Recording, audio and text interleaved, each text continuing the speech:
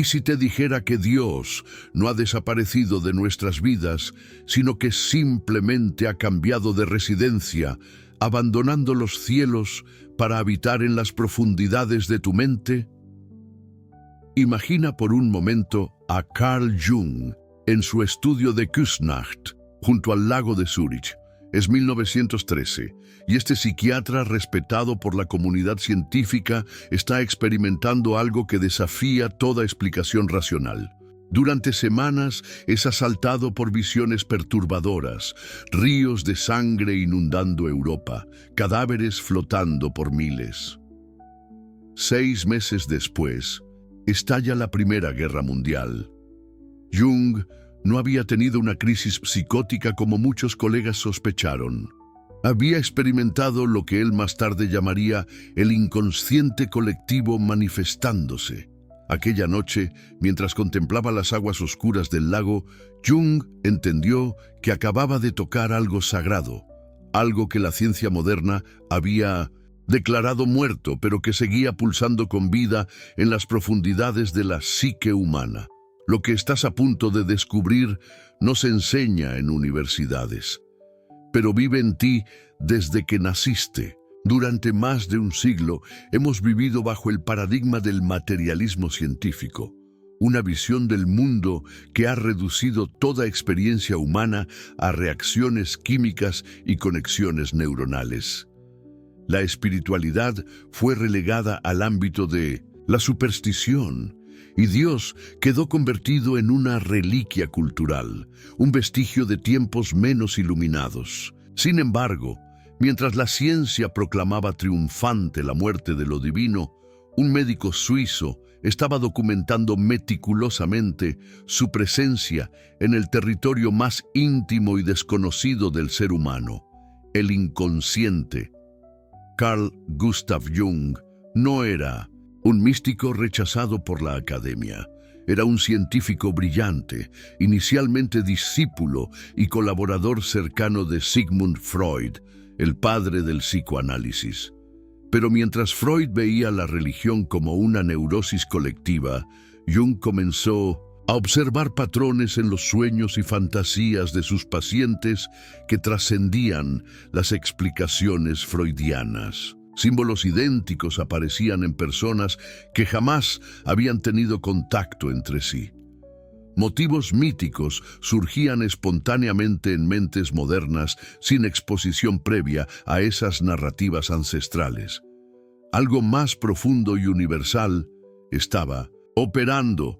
Por experiencia sabemos que los símbolos divinos ejercen una función redentora, escribió Jung. No estaba hablando metafóricamente. A través de décadas de investigación clínica con miles de pacientes, Jung documentó cómo las representaciones simbólicas de lo divino emergían naturalmente durante procesos de sanación psíquica, incluso en personas que se declaraban ateas o agnósticas. Para Jung, esto no era casualidad. Era evidencia de que lo sagrado había encontrado refugio en el inconsciente colectivo, ese sustrato profundo de la psique que compartimos todos los humanos, independientemente de nuestra cultura o época. Piensa en María, una ejecutiva de 42 años que llegó a mi consulta tras una depresión severa. Exitosa en lo profesional, había construido su identidad sobre el rendimiento y la racionalidad. Cualquier noción de espiritualidad le parecía, en sus propias palabras, una tontería para personas débiles.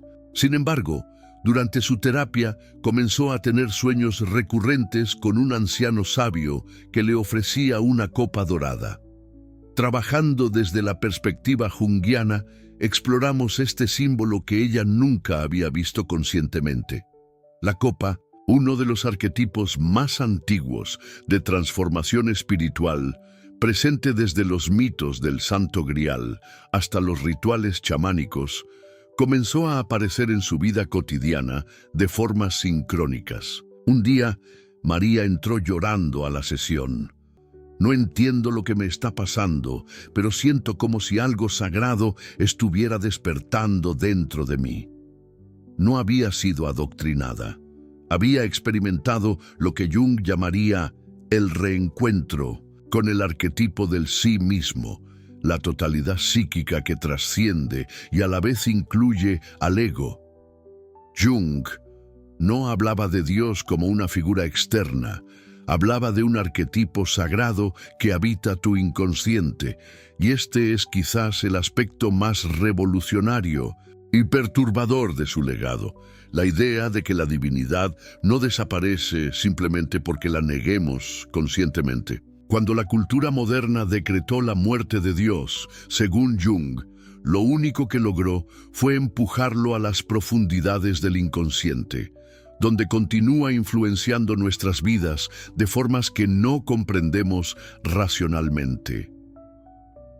Lo reprimido regresa, afirmaba Freud sobre los deseos prohibidos.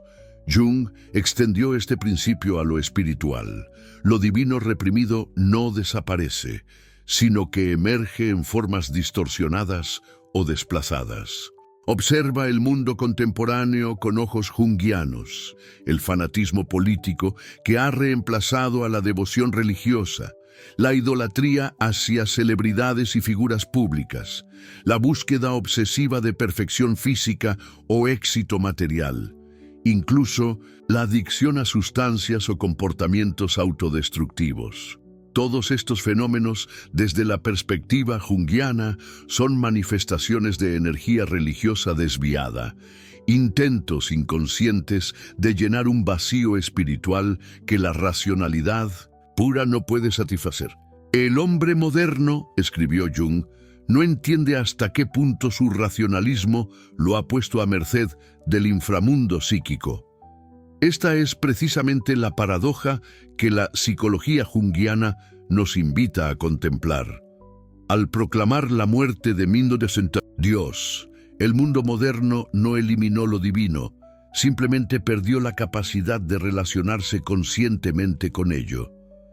El resultado no ha sido una humanidad más libre o racional, sino una civilización plagada de neurosis colectivas, adicciones, extremismos y una profunda crisis de sentido existencial. Jung fue profético al respecto. La falta de sentido inhibe la plenitud de la vida y, por tanto, equivale a enfermedad.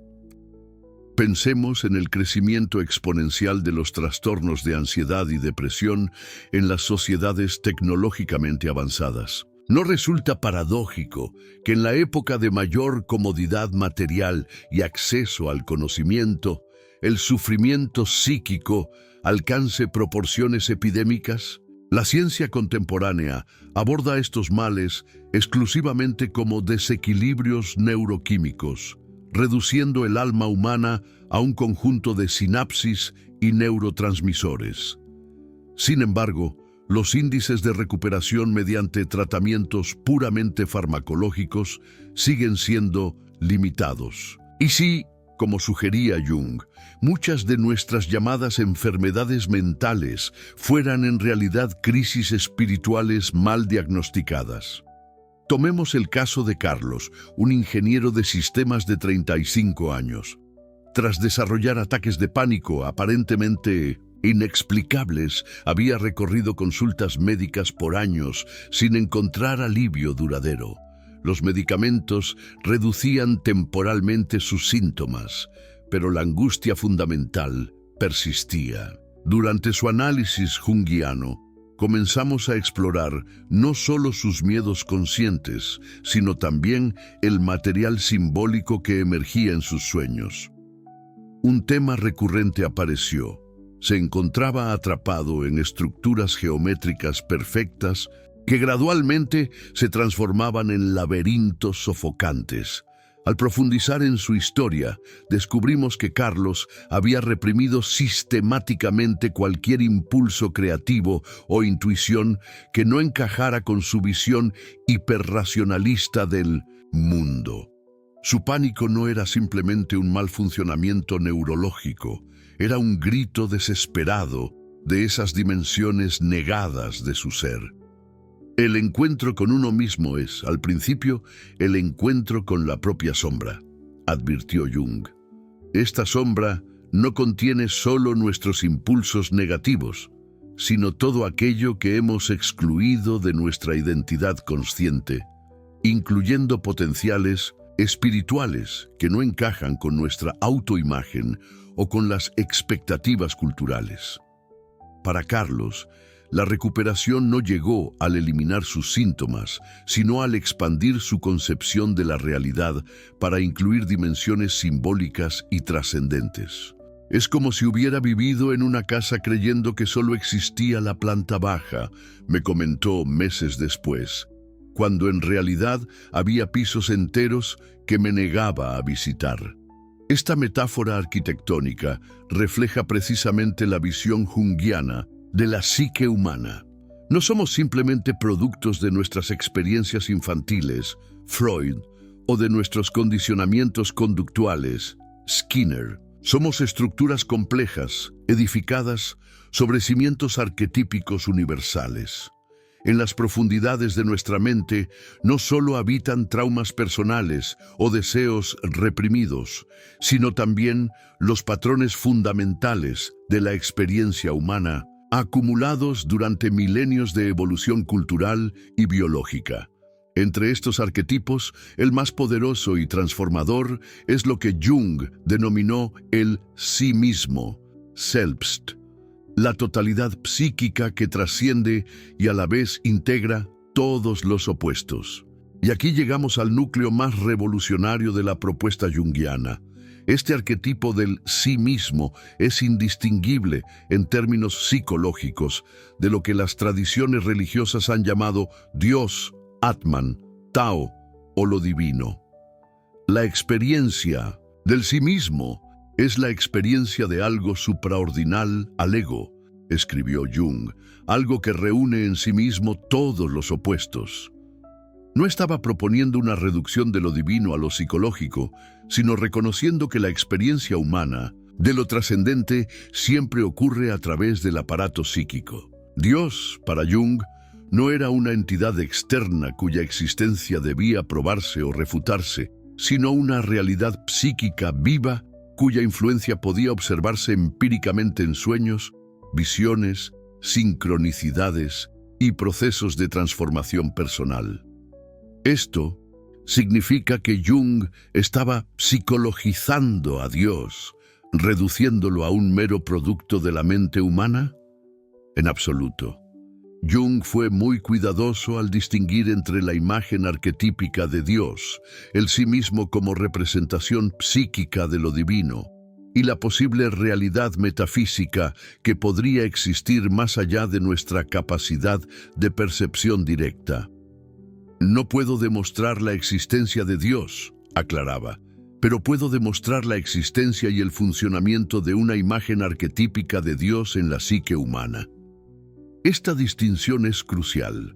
Jung no estaba haciendo afirmaciones teológicas sobre la naturaleza última de la realidad, sino describiendo fenomenológicamente cómo lo divino se manifiesta en la experiencia humana.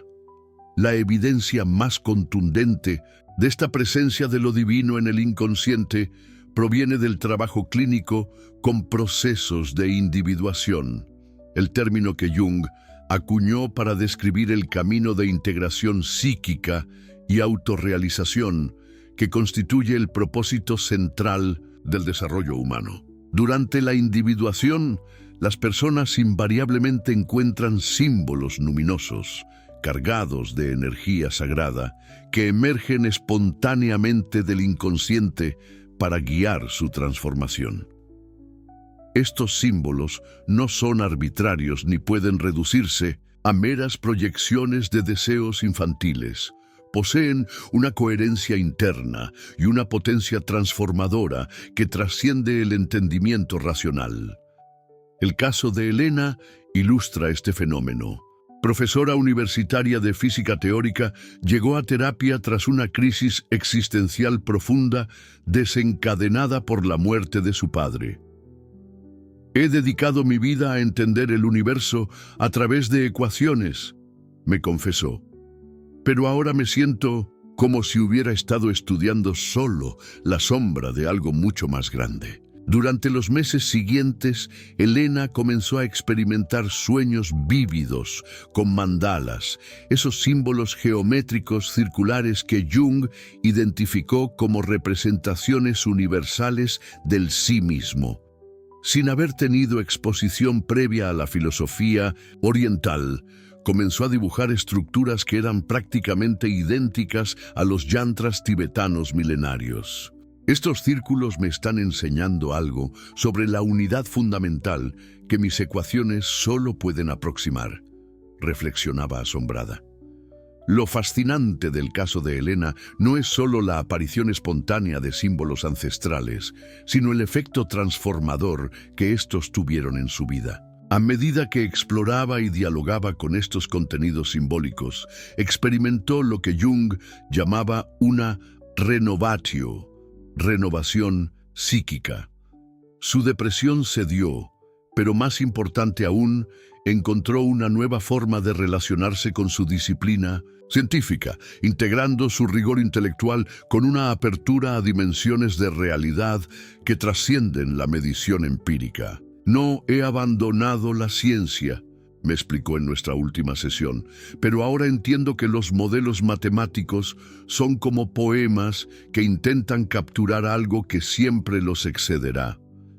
Este proceso de ampliación de la conciencia para abrazar tanto lo racional como lo simbólico es precisamente lo que Jung entendía como la función principal de lo religioso en la psique humana. Religión deriva etimológicamente de religare, volver a unir, y esa reconexión entre dimensiones conscientes e inconscientes, entre el yo individual y el sí mismo arquetípico, constituye el núcleo saludable de toda auténtica experiencia espiritual. Para Jung, la religiosidad genuina no consiste en adherirse dogmáticamente a creencias heredadas, sino en establecer una relación viva y transformadora con los contenidos arquetípicos del inconsciente colectivo. Pero aquí enfrentamos una realidad perturbadora. La cultura contemporánea ha perdido casi por completo los lenguajes simbólicos que tradicionalmente facilitaban esta comunicación con lo inconsciente. Las mitologías, rituales y prácticas contemplativas que servían como puentes entre lo ordinario y lo luminoso han sido desmantelados por el racionalismo reduccionista. El resultado es lo que Jung denominó inflación del ego, la ilusión de que la conciencia racional constituye la totalidad de lo humano, negando las vastas dimensiones inconscientes que sostienen nuestra psique. Esta inflación tiene consecuencias devastadoras, tanto individuales como colectivas. Cuando el ego se arroga la totalidad de la psique, la energía de los arquetipos no desaparece, sino que irrumpe de formas distorsionadas y potencialmente destructivas. Jung observó este fenómeno a escala masiva en los movimientos totalitarios del siglo XX, donde las energías religiosas reprimidas fueron canalizadas hacia cultos de personalidad y fanatismos ideológicos. Cuando Dios muere en una cultura, advertía, la consecuencia no es que la gente crea en nada, sino que están dispuestos a creer en cualquier cosa. ¿No estamos presenciando fenómenos similares en nuestra propia época? El fundamentalismo religioso, el tribalismo político extremo, las conspiraciones apocalípticas, la adoración fanática de figuras carismáticas, todos estos fenómenos pueden entenderse desde la perspectiva junguiana como manifestaciones desplazadas de energía religiosa que no encuentra canales conscientes y saludables de expresión. El diagnóstico junguiano de nuestro tiempo es claro. No sufrimos de exceso de religiosidad, sino de una relación inconsciente y por tanto patológica con lo religioso. Al negar la dimensión espiritual como componente legítimo de la experiencia humana, la hemos empujado a las sombras, donde opera con mayor poder, pero menor integración. Lo que niegas te somete, lo que aceptas te transforma, escribió Jung, resumiendo el principio central de su psicología profunda. Pero entonces, ¿qué propone Jung como alternativa al materialismo desencantado y al fundamentalismo religioso, esas dos caras de la misma moneda de desconexión con lo luminoso? Su respuesta es tan revolucionaria hoy como cuando la formuló: el redescubrimiento personal de lo divino a través del diálogo consciente con el inconsciente. No se trata de regresar a formas dogmáticas de religiosidad, sino de emprender lo que él llamó la vía del medio, un camino de espiritualidad psicológicamente informada y existencialmente auténtica. Este camino comienza con el reconocimiento humilde de los límites de nuestra conciencia racional. La racionalidad tiene su lugar y su mérito, afirmaba Jung, pero eliminar lo irracional es amputar la mitad de la psique humana. Los sueños, las sincronicidades, coincidencias significativas, los símbolos emergentes en la meditación o en momentos de crisis vital. Todos estos fenómenos constituyen lo que Jung consideraba mensajes del sí mismo, comunicaciones desde ese centro divino de la psique que busca guiarnos hacia una mayor integración y plenitud. Marcos, un abogado de 50 años especializado en derecho corporativo, ejemplifica este proceso. Tras un infarto que casi le cuesta la vida, comenzó a experimentar sueños vívidos, con imágenes religiosas que le resultaban completamente ajenas a su mentalidad pragmática. En uno particularmente impactante, se encontraba en una catedral, abandonada, donde un anciano le entregaba una llave dorada y le decía: «Esto abre la puerta que nunca has visto, pero que siempre ha estado en tu casa». Al explorar este sueño desde la perspectiva junguiana, Marcos reconoció que la catedral representaba su dimensión espiritual abandonada y la llave simbolizaba la capacidad de acceder a ella. Lo más sorprendente no fue la interpretación del sueño, sino su efecto. Marcos comenzó a experimentar intensos momentos de conexión con algo mayor durante sus actividades cotidianas. Una presencia que describía como un silencio vivo que sostiene todas las cosas. La experiencia inmediata es lo único que puede protegernos contra la invalidez mortal de doctrina congelada, insistía Jung. Esta validación de la experiencia directa como fuente legítima de conocimiento espiritual constituye quizás su mayor herejía contra el dogmatismo científico dominante. Para Jung, la relación con lo divino no es un asunto de creencias abstractas o adherencia a dogmas establecidos, sino una realidad vivida que puede experimentarse directamente a través de lo que llamó la función religiosa de la psique. Esta función no es un añadido cultural o una construcción artificial. Es una dimensión inherente a la estructura misma de nuestra psique, tan fundamental como la capacidad de pensar lógicamente o experimentar emociones. La diferencia crucial es que, mientras nuestras sociedades educan sistemáticamente las funciones lógicas y emocionales, la función religiosa o simbólica ha sido progresivamente atrofiada, creando un desequilibrio fundamental en nuestro desarrollo psíquico. Las consecuencias de este desequilibrio son profundas y omnipresentes. A nivel individual, se manifiestan como esa sensación de vacío existencial que caracteriza a tantas vidas contemporáneas. Una sed de significado que ni el consumismo ni el entretenimiento pueden saciar. A nivel colectivo, emergen como extremismos ideológicos, fundamentalismos religiosos o destrucción ecológica sin precedentes. Una sociedad que ha perdido su conexión con lo trascendente, advirtió Jung, canaliza esa energía hacia formas inmanentes de trascendencia, incluyendo la síntesis, dominación y la destrucción.